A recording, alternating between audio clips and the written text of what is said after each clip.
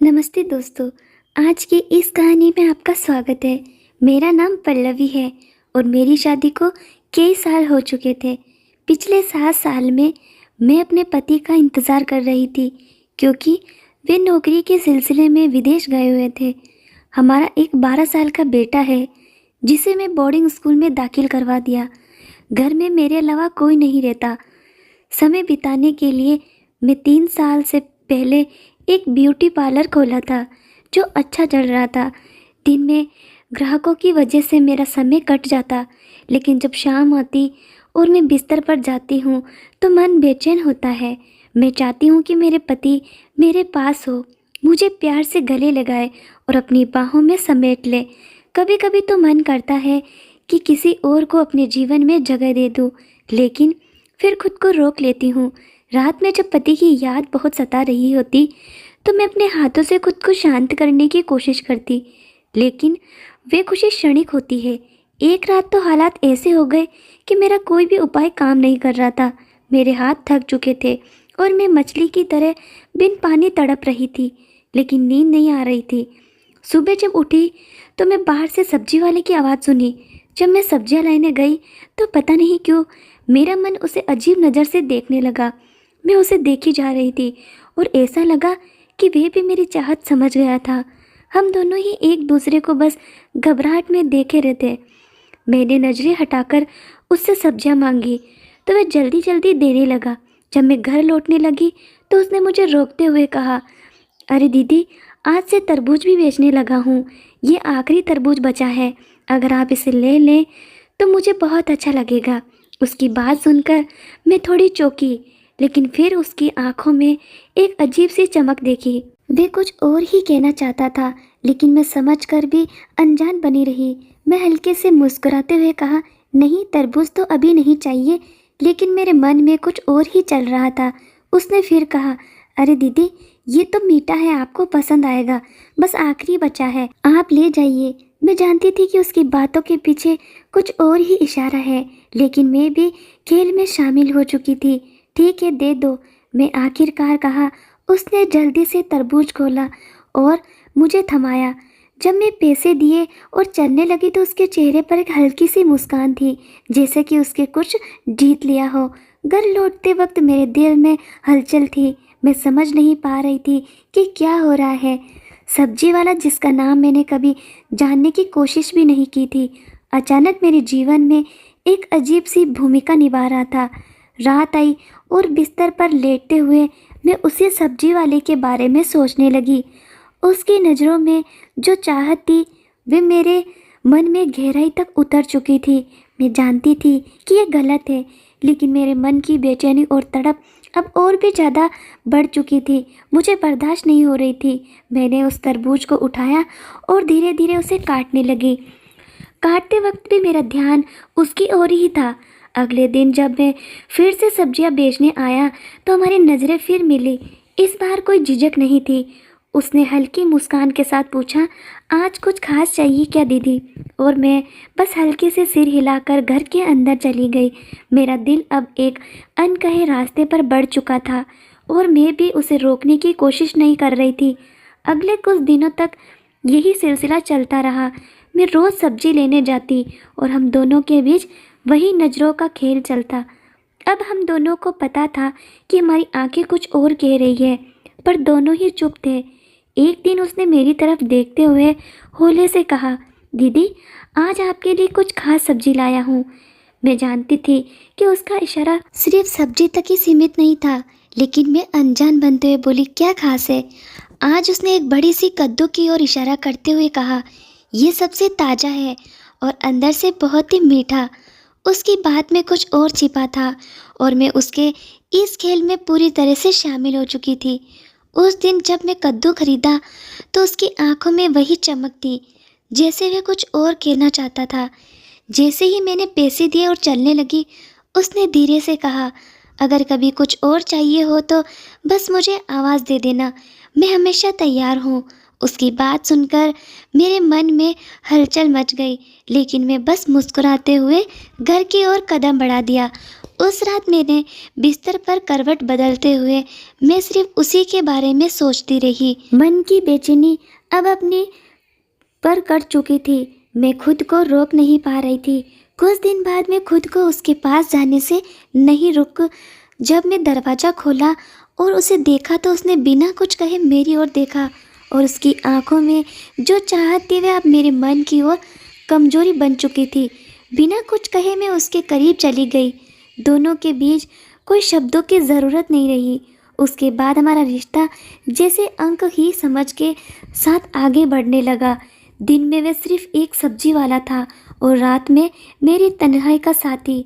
दोनों ने एक दूसरे से कभी कोई वादा नहीं किया, पर शायद यही हमारी कहानी का हिस्सा था। मेरा जीवन अब उसे अकेलेपन से निकलकर एक अजीब सी रात में बदल चुका था, जिसमें कोई बात नहीं थे, सिर्फ खुशी थी। समय बीतता गया और अब वह सब्जी वाला, जिसका नाम महेंद्र था, मेरी दिनचर्या का हिस्सा बन चुका था।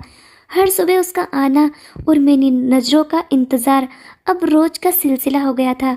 मेरे भीतर एक अजीब सा संतोष था जो मुझे अब अकेला महसूस नहीं होने देता था। एक दिन महेंद्र ने मेरे दरवाजे पर दस्तक दी, लेकिन इस बार उसकी आंखों में वे पुरानी चमक नहीं थी। उसके चेहरे पर एक गहरी चिंता की लकीर साफ दिख रही थी। उसने धीरे से कहा, पल्लवी जी, मुझे आपसे कुछ ज़रूरी बात करनी है। मेरा दिल तेजी से धड़कने लगा। मैंने दरवाज़ा खोला और उसके अंदर बुलाया। वह बेमन से कुर्सी पर बैठ गया। मैंने पूछा, क्या हुआ महेंद्र, तुम इतने परेशान क्यों हो? महेंद्र ने कुछ पल चुप रहने के बाद कहा, पल्लवी जी, मैं यहाँ से जा रहा हूँ। मेरे गांव में मेरी माँ बहुत बीमार है और अब मुझे हमेशा के लिए वहाँ जाना पड़ेगा। उसके शब्द सुनकर मेरा दिल धक से रह गया। वे शख्स जो अब मेरे जीवन बन चुका था, जाने वाला था। मेरी आंखों में नमी उतर गई, लेकिन मैंने उस जाहिर नहीं होने दिया। कब जा रहे हो? मैंने धीरे से पूछा। अगले हफ्ते, उसने जवाब दिया। आपके बिना रहना मुश्किल होगा, पर माँ को मेरी ज़रूरत है। मैंने उसे समझते हुए सिर हिला दिया, लेकिन मेरे मन में एक अजीब सा खालीपन आ गया था। आखिर हम दोनों के लिए बेहद भारी था। हर दिन हम जानते थे कि ये आखिरी दिनों में एक है, लेकिन फिर भी हम एक दूसरे से कुछ नहीं कह पाए थे। आखिरी दिन जब महेंद्र जाने के लिए आया तो उसने मुझे देखा और कहा, पल्लवी जी, मुझे आपकी याद आएगी, लेकिन ये सही है, आपको भी अपने जीवन में आगे बढ़ना चाहिए। मैंने कुछ नहीं कहा, बस उसे देखा। वह चला गया और उसके जाने के साथ ही मेरा सफ़र भी ख़त्म हो गया था, जो मैं अकेलापन से बचने के लिए शुरू किया था। लेकिन महेंद्र के जाने के बाद मैं अपने अंदर कुछ बदलते हुए महसूस किया। मैं अब पहले जैसी तड़प महसूस नहीं कर रही थी। शायद मैं अकेलेपन से निपटने का तरीका ढूंढ लिया था। महेंद्र ने मेरे जीवन में एक अधूरी कहानी लिखी थी जो अब ख़त्म हो चुकी थी। अब मैं अपने जीवन में आगे बढ़ने के लिए तैयार थी। अपने परिवार और अपने आप के साथ मैंने अपने जीवन को एक नई दिशा देने का फैसला किया। महेंद्र की यादें हमेशा मेरे साथ रहेगी, लेकिन अब मैं अपने भीतर की ताकत से अपने जीवन को जीने के लिए तैयार थी। महेंद्र के जाने के बाद मेरी ज़िंदगी फिर से एक मोड़ पर आ गई थी। उस खालीपन के बावजूद मैं अपने आप को फिर से संभालने का फैसला किया। मैं उसके बारे में सोचती रही, उसकी बातें, उसकी नज़रें, लेकिन धीरे धीरे वे यादें धुंधली पड़ने लगी। मैंने खुद को ब्यूटी पार्लर में और ज़्यादा व्यस्त कर लिया। अब मैं अपनी तन्हाई को उन छोटे छोटे पलों में बांटने लगी जो मैं कस्टमर के साथ बिताती थी। फिर एक दिन एक पुरानी सहेली खुशी, जो एक सालों से मेरे संपर्क में नहीं थी, अचानक पार्लर में आ गई। उसकी मुस्कान और बातचीत ने मेरे जीवन में खोया हुआ जोश वापस ला दिया। उसने मेरी तरफ देखते हुए कहा, पल्लवी, तुम हमेशा से इतनी मजबूत रही हो, लेकिन मैं देख सकती हूँ कि कुछ है जो तुम्हें परेशान करता है। मैंने पहले तो टालने की कोशिश की, लेकिन खुशी के सामने मैं ज़्यादा देर खुद को छुपा नहीं पाई। मैंने उसे सब कुछ बता दिया। महेंद्र के साथ बिताए पल, मेरे अकेलेपन की तड़प और अब उसके जाने के बाद की स्थिति। खुशी ने मेरी बातें ध्यान से सुनी और फिर बड़े आराम से बोली, पल्लवी, तुम्हें खुद से प्यार करना सीखना होगा। महेंद्र ने तुम्हें जो बोल दिए वे बस एक अनुभव थे। असली संतोष तुम्हारे अंदर है और तुम इसे खुद को अपना सकती हो। उसकी बातें मेरे दिल में गहराई तक उतर गई।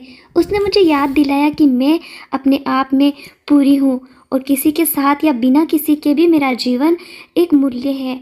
मैंने पहली बार महसूस किया कि जो खालीपन मुझे महसूस होता है वे शायद बाहर ही नहीं था, वे मेरे भीतर था और उसे भरने की ताकत भी सिर्फ मेरे पास ही थी। खुशी के जाने के बाद मैं अपने जीवन को नए सिरे से देखने का फैसला किया। मैंने अपनी हॉबीज पर ध्यान दिया शुरू किया, नए दोस्त बनाए और खुद के साथ समय बिताने का आनंद लिया। धीरे धीरे वह अकेलापन जो मुझे कभी सताता था अब मुझे खुद के बारे में और जानने का मौका दे रहा था। कुछ महीने बीत गए। एक दिन अचानक मेरे पति की खबर आई कि वे जल्द ही वापस आ रहे हैं। मेरे दिल में उत्साह था लेकिन साथ ही एक अजीब सा डर भी था। इतने सालों बाद हम दोनों कैसे साथ होंगे? क्या हमारा रिश्ता फिर से वैसा हो पाएगा जैसा पहले था? जब वे वापस आए तो पहली मुलाकात में ही हम दोनों ने एक दूसरे को देखकर मुस्कुरा दिया। वह भी विदेश में रहते हुए बहुत कुछ बदल चुके थे और मैं भी। हम दोनों ने फिर से एक नई शुरुआत की। मैंने अपने अनुभवों से सीखा था कि खुशी बाहरी चीज़ों में नहीं बल्कि अपने भीतर की संतुलन में होती है। अब मैं और मेरे पति साथ हैं लेकिन इस बार हमारा रिश्ता और भी मजबूत है। मैं खुद को समझ लिया था कि कोई भी रिश्ता तब तक पूरा नहीं होता जब तक हम खुद से संतुष्ट नहीं होते। महेंद्र के साथ के पल एक बीता हुआ अध्याय था जिसने मुझे अपने आप से मिलवाया और अब मैं अपने जीवन को एक नई समझ के साथ जी रही हूँ, पूरी संतुलित और खुद से संतुष्ट। मेरे पति के लौटने के बाद हमारा रिश्ता एक नए दौर में प्रवेश कर चुका था। हमने धीरे धीरे एक दूसरे को फिर से समझना शुरू किया, एक दूसरे के साथ पल बिताना शुरू किया। उन 7 सालों में हम दोनों ही बदल चुके थे। जहाँ मैं अपने अकेलेपन से लड़ते लड़ते खुद को समझ चुकी थी, वहीं मेरे पति भी विदेश में रहते हुए जीवन के कई नए पहलुओं से रूबरू हुए थे। अब हमारे बीच केवल शारीरिक दूरी नहीं थी बल्कि मानसिक और भावनात्मक दूरी भी आ चुकी थी, जिसे पार्टनर ज़रूरी था। पहले कुछ दिन थोड़े आशाएं लगे, वे मेरे पास थे लेकिन फिर भी एक अदर्शित दीवार थी जिसे हमने खुद ही खड़ा कर लिया था। मैंने देखा कि उनके जीवन में अभी काम की प्राथमिकता थी और मुझे भी अपने पार्लर और जीवन में अपने तरीके से समय बिताने की आदत पड़ चुकी थी। फिर भी हमने एक दूसरे से बात करना शुरू किया, अपने अनुभव साझा किया और धीरे धीरे उस एक दूरी को ख़त्म करना शुरू किया। एक रात जब हम दोनों शांत बैठे थे, मैंने अपने दिल की बात कही। पिछले 7 सालों में मैं अकेलेपन से बहुत कुछ सीखा है, खुद के साथ समय बिताने का महत्व समझा,